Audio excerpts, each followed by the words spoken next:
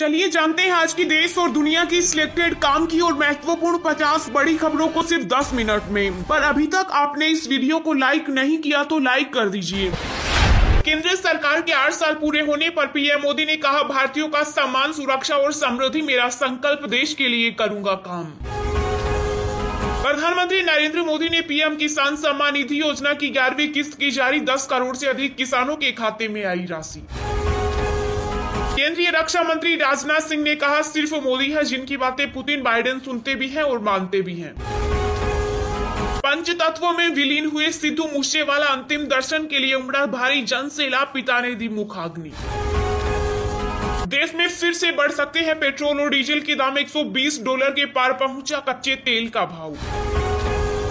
केंद्र सरकार के 8 साल पूरे होने पर पीएम मोदी का शिमला में विशाल रोड शो, कहा खुद को हमेशा प्रधान सेवक के रूप में देखा। भारत ने श्रीलंका की मदद के लिए फिर से बढ़ाया मदद, कहा 40,000 टन डीजल की खेप भेजी। मोदी सरकार के 8 साल पूरे होने पर बीजेपी ने नमो ऐप पर शुरू किया विशेष अभियान। Punjabi singer Sidhu Moosewala murder case में पुलिस को मिले अहम सबूत, सीसीटीवी में नजर आए 7 चेहरे। केंद्रीय सड़क परिवहन और राजमार्ग मंत्री नितिन गडकरी ने कहा, भारत की सड़कें साल 2024 तक अमेरिका से बेहतर होंगी। अयोध्या में आज से शुरू होगा राम मंदिर गर्भगृह के निर्माण का काम, सीएम योगी केशव प्रसाद मौर्य समेत कई हस्तियां रहेंगी मौजूद। वायुसेना और नौसेना को मिलेगी स्वदेशी एक्स्ट्रा मिसाइलें, रक्षा मंत्रालय ने भारत डायनेमिक्स संग किया 2,971 करोड़ का करार। राष्ट्रपति भवन के ऊपर ट्रैकिंग डिवाइस से बंधी उड़ रही थी चील, मचा हड़कंप, जांच में जुटी सुरक्षा एजेंसी। स्मोकिंग की उम्र 18 से बढ़ाकर 21 साल की जाए, सुप्रीम कोर्ट में दायर की गई याचिका। योग गुरु स्वामी रामदेव बोले, रुचि सोया और पतंजलि का टर्नओवर 1 लाख करोड़ करने का लक्ष्य। खुशखबरी, 40 लाख लोगों को मिलेगा रोजगार, केंद्र सरकार ने रोजगार जनरेशन प्रोग्राम को 5 साल के लिए बढ़ाया। रूसी विदेश मंत्री ने किया चौंकाने वाला दावा, कहा पुतिन की नजर अब यूक्रेन के डोनबास पर। बीजेपी के राष्ट्रीय अध्यक्ष जेपी नड्डा बोले, काशी और मथुरा पर बीजेपी का कोई प्रस्ताव नहीं, कोर्ट और संविधान करेगा फैसला। ज्ञानवापी मस्जिद मामले में याचिकाकर्ता का लिफाफा स्वीकारने से वाराणसी कोर्ट ने किया इनकार, 4 जुलाई को होगा फैसला। भारत पर भी मंडराने लगा मंकी पॉक्स का खतरा, नजरअंदाज करना होगा घातक। छोटे देशों को फंसाने की चीन की चाल हुई नाकाम, 10 प्रशांत राष्ट्रों के साथ नए समझौते करने में रहा विफल। यूरोपीय संघ के नेता साल 2022 के अंत तक 90% रूसी तेल पर लगा सकते हैं बैन। यूपी विधानसभा में सीएम योगी आदित्यनाथ बोले, भाजपा को समय को उत्तम बनाने का तरीका मालूम, सपा यहीं पर चुकी। मशहूर पंजाबी सिंगर सिद्धू मूसेवाला की हत्या के बाद बेवकूफ पर मान सरकार, कैबिनेट मीटिंग और विधायकों का ट्रेनिंग सेशन रद्द। आर्यन खान ड्रग्स केस की जांच से जुड़े पूर्व एनसीबी अधिकारी समीर वानखेड़े का चेन्नई तबादला। केंद्रीय मंत्री स्मृति ईरानी ने कांग्रेस पर साधा निशाना, कहा नेहरू और गांधी परिवार ने अपना खजाना भरा लेकिन अमेठी की चिंता नहीं की। कांग्रेस नेता राहुल गांधी ने मोदी सरकार पर लगाया बड़ा आरोप, कहा काले धन को सफेद करने के लिए हुई थी नोटबंदी। पंजाब और हरियाणा हाई कोर्ट आप सरकार से पूछा क्यों कम की गई मूसेवाला की सुरक्षा, 2 जून तक देना होगा जवाब। पश्चिम बंगाल की सीएम ममता बनर्जी ने केंद्र सरकार को बताया मिलावटी, कहा 2024 में बीजेपी की नो एंट्री। पंजाब पुलिस कर सकती है मेरा एनकाउंटर, कोर्ट में गैंगस्टर लॉरेंस बिश्नोई ने लगाई गुहार, मूसेवाला मर्डर केस में है आरोपी। राजस्थान में निःशुल्क ड्रेस के लिए कपड़ा देगी गहलोत सरकार, स्कूलों को ही सिलानी पड़ेगी बच्चों की यूनिफॉर्म। सिद्धू मूसेवाला की हत्या के लिए एसएडी प्रमुख सुखबीर बादल ने मुख्यमंत्री भगवंत मान को ठहराया जिम्मेदार। कांग्रेस का साथ छोड़ चुके हार्दिक पटेल भी होंगे भगवाधारी, 2 जून को थामेंगे बीजेपी का दामन। रेल यात्रियों के लिए जरूरी सूचना, यात्रियों की सुविधा हेतु 37 जोड़ी ट्रेनों में बढ़ाए गए 64 डिब्बे, सफर होगा आरामदायक। दिल्ली के सीएम अरविंद केजरीवाल बोले, सत्येंद्र जैन के खिलाफ मामला पूरी तरह से फर्जी और राजनीति से प्रेरित। बीजेपी के राष्ट्रीय उपाध्यक्ष दिलीप घोष की बयानबाजी से जेपी नड्डा हुए नाराज, केंद्रीय नेतृत्व ने चेताए, लगाम लगाने के दिए निर्देश। यूपी सरकार ने कोरोना से बताई 23,512 मौतें, डिप्टी सीएम ब्रजेश पाठक का दावा, 39,000 परिवारों को दी गई मदद। ज्ञानवापी सर्वेक्षण के निष्कर्षों पर हिंदू पक्ष के वकील ने ओवैसी पर साधा निशाना, कहा वे बनना चाहते हैं दूसरा जिन्ना। सीएम जयराम ठाकुर ने कहा हिमाचल के असली ब्रांड एम्बेसडर पीएम मोदी, अटल टनल उन्हीं का आइडिया। मध्य प्रदेश से राज्यसभा सीट के लिए कविता पाटीदार और सुमित्रा वाल्मीकि ने भरा नामांकन।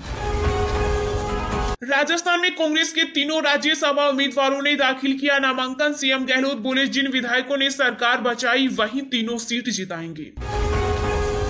कोर्ट ने दिल्ली के मंत्री सत्येंद्र जैन को 9 जून तक ईडी की हिरासत में भेजा, मनी लॉन्ड्रिंग केस में हुई है गिरफ्तारी। भारत में पिछले 24 घंटों में कोरोना के 2,338 नए मामले आए सामने, संक्रमण से 19 लोगों की हुई मौत। राजस्थान में दिलचस्प हुआ राज्यसभा चुनाव, भाजपा ने सुभाष चंद्र पर लगाया दाव, नामांकन दाखिल कर बोले निर्दलीय विधायक करेंगे समर्थन। बंगाल की सीएम ममता बनर्जी ने सिविल सेवा परीक्षा के टॉपर्स को दी बधाई, कहा आपने हमें सच में गौरवान्वित कर दिया। महाराष्ट्र में कांग्रेस को लगा बड़ा झटका, यूपी में इमरान प्रतापगढ़ी को राज्यसभा टिकट देने पर महासचिव आशीष देशमुख ने दिया इस्तीफा। झारखंड गठबंधन सरकार में दरार, जेएमएम ने राज्यसभा उम्मीदवार के रूप में कांग्रेस को किया नाराज। एआईएमआईएम की राजस्थान में लॉन्चिंग, ओवैसी बोले पार्टी पूरी ताकत से लड़ेगी चुनाव, गठबंधन करना पड़ा तो करेंगे। महंत नरेंद्र गिरी हत्याकांड के मुख्य आरोपी आनंद गिरी की जमानत पर अब 3 जून को होगी सुनवाई। कांग्रेस के वरिष्ठ नेता वी हनुमंत राव ने किया भाजपा पर हमला, कहा सावरकर के खिलाफ बोलना देशद्रोह तो मुझे जेल में डाल दो। शेयर बाजार में जारी तेजी पर लगा ब्रेक, सेंसेक्स के साथ साथ निफ्टी ने भी लगाया गोता। चलिए अब जानते हैं जो आम आदमी के काम की और फायदेमंद खबरें हैं उनको विस्तार से। पर इससे पहले अभी तक आपने इस वीडियो को लाइक नहीं किया तो लाइक कर दीजिए। प्रधानमंत्री नरेंद्र मोदी ने पीएम किसान सम्मान निधि योजना की 11वीं किस्त की जारी, 10 करोड़ से अधिक किसानों के खाते में आई राशि। जहां केंद्र में नरेंद्र मोदी सरकार के 8 साल पूरा होने के मौके पर हिमाचल प्रदेश की राजधानी शिमला में गरीब कल्याण सम्मेलन का आयोजन किया गया। इस सम्मेलन में प्रधानमंत्री नरेंद्र मोदी के साथ साथ हिमाचल प्रदेश के मुख्यमंत्री जयराम ठाकुर सहित अन्य नेताओं ने शिरकत की। इस कार्यक्रम में मोदी सरकार ने वर्चुअल माध्यम से सरकारी योजनाओं के लाभार्थियों से बातचीत की। साथ ही उन्होंने प्रधानमंत्री किसान सम्मान निधि योजना की 11वीं किस्त जारी की। इसके तहत किसानों को 21,000 करोड़ रुपए की राशि मिली है। पीएम मोदी ने कहा कि मुझे शिमला की धरती से देश के 10 करोड़ से भी ज्यादा किसानों के खाते में पैसे पहुंचाने का सौभाग्य मिला है। इस दौरान पीएम ने कहा कि 2014 से पहले टीवी पर अखबार में लूट खसोट, भ्रष्टाचार, घोटाले, अफसरशाही, भाई भतीजावाद की बात होती थी, लेकिन अब वक्त बदल चुका है। आज चर्चा होती है सरकारी योजनाओं से मिलने वाले लाभ की। दुनिया में आज भारत के स्टार्टअप की चर्चा होती है। वर्ल्ड बैंक भी भारत के ईज ऑफ डूइंग बिजनेस की चर्चा करता है। पीएम मोदी ने कहा कि मेरा संकल्प भारतीयों का सम्मान, सुरक्षा और समृद्धि है। 130 करोड़ का भारतीय मेरा परिवार है। उन्होंने कहा कि मेरा संकल्प है कि हर भारतवासी के सम्मान, सुरक्षा और समृद्धि के लिए जितना काम कर सकूं उसको करता रहूं। केंद्रीय रक्षा मंत्री राजनाथ सिंह ने कहा सिर्फ मोदी है जिनकी बातें पुतिन बाइडेन सुनते भी हैं और मानते भी हैं। रक्षा मंत्री राजनाथ सिंह ने एक कॉन्क्लेव में रूस यूक्रेन युद्ध में भारत के स्टैंड पर बात करते हुए कहा कि आपने देखा होगा कि रूस यूक्रेन युद्ध में प्रधानमंत्री नरेंद्र मोदी की भूमिका की सराहना देश के विपक्ष और दुनिया के कई देशों ने भी की है। रक्षा मंत्री ने कहा कि जब मैं 20-25 दिन पहले अमेरिका गया था तो वहां राष्ट्रपति जो बाइडेन से भी हमारी बात हुई थी। विदेश मंत्री जयशंकर भी हमारे साथ थे। उन्होंने कहा पहले मुझे लगता था कि भारत का जो रोल यूक्रेनी संकट को लेकर है उसे लेकर अमेरिका कुछ न कुछ जरूर बोलेगा, लेकिन अमेरिका कुछ नहीं बोला। इसका मतलब अमेरिका भी इस बात को समझता है।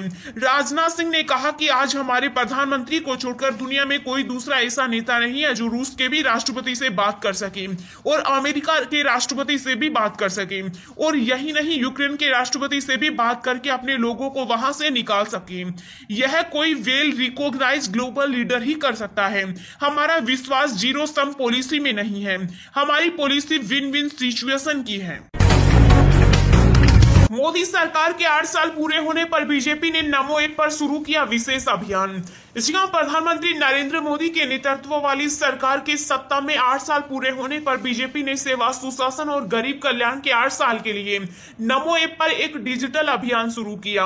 आधिकारिक विज्ञप्ति के अनुसार नागरिक माल ऑटोग्राफ वाली किताबें और पीएम मोदी के साथ बातचीत करने का मौका भी जीत सकते हैं। इसमें गेमिफिकेशन द्वारा संचालित बहुत सारी विशेषताएं भी हैं।